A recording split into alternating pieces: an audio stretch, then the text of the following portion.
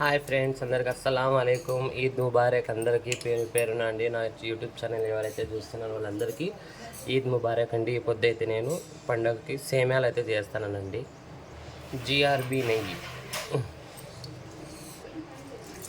ఇలాచీ, కాజు బాదం.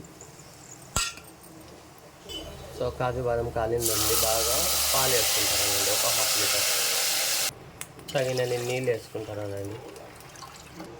తగినన్ని నీళ్ళు పోసుకున్నానండి. పాలకి సబ్బు బియ్యం ముందే ఒక అర్ధ గంట ముందే నానేసుకోవాలండి. మధ్యలో కలబెట్టుకోవాలండి. సబ్బియ్యం వేసినాం కదా, గడ్డగడతాయి. పాలు పొంగు వచ్చినప్పుడే వేసుకోవాలండి.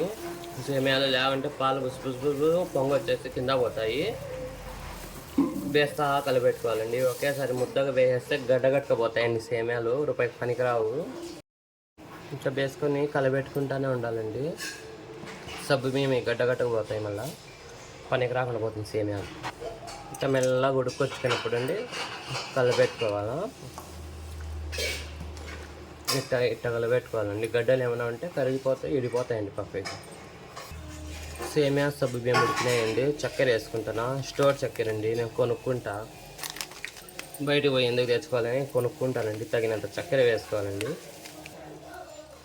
చక్కెర వేసుకొని కలుపుకోవాలండి. ఇట్లా లోపలనే వెనకడికి సామెత ఉందండి ఒకటి, పత్తి పడితే పరమాణం పడితే తెల్లారు చల్లాలేదని. అందరు చేసుకొని తినేసినాక నేను చేసుకొని తింటానండి. ఇది ఇప్పుడు చేస్తాను. మా కూతురు బోగులు కడుగుతుంది, నేను వచ్చి పాయసం చేస్తానండి. ఇంకా మటన్ ఫ్రిడ్జ్లో తీసి కరగని కూడా కరగలేదండి. తొత్తారండి నాకు ఎక్కువ. చిన్న సరువు పెట్టిన నీళ్ళు ఎక్కువ, పాలు ఎక్కువ పోసినానండి. పెద్ద సరువు పెట్టుకొని ఎంత బాగుందా, నిండుగా వచ్చింది, మూతికి వచ్చింది. స్లిమ్లో పెట్టి ఉడకబెడతానండి. ఇది కొంచెం చక్కెర తక్కువ పడిందండి. నేను ఆడికి స్వీట్ ఎక్కువ తినానండి, కొంచెం తక్కువే తింటా. తక్కువలో ఇంకా తక్కువ ఉంది కాబట్టి కొంచెం వేసినానండి. మళ్ళీ మీకు గట్టి సేమ్యాలు ఇష్టమా, ఇట్లా పతలా సేమ్యాలు ఇష్టమా కామెంట్ చేసేయండి ఫ్రెండ్స్. సో సేమ్యాలు అయితే రెడీ అయిపోయినాయండి. Bye bye. ఈ పొద్దు 3 వీడియోలుగా పెడతానండి నేను. Mutton curry, chapati main. సరేనండి, బాయ్ అండి అందరికీ. మళ్ళీ హ్యాపీ బక్రీద్ అండి. ఈద్ ముబారక్ అండి అందరికీ. Bye bye.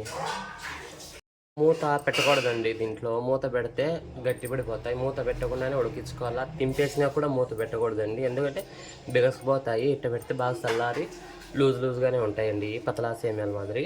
సరేనా ఫ్రెండ్స్?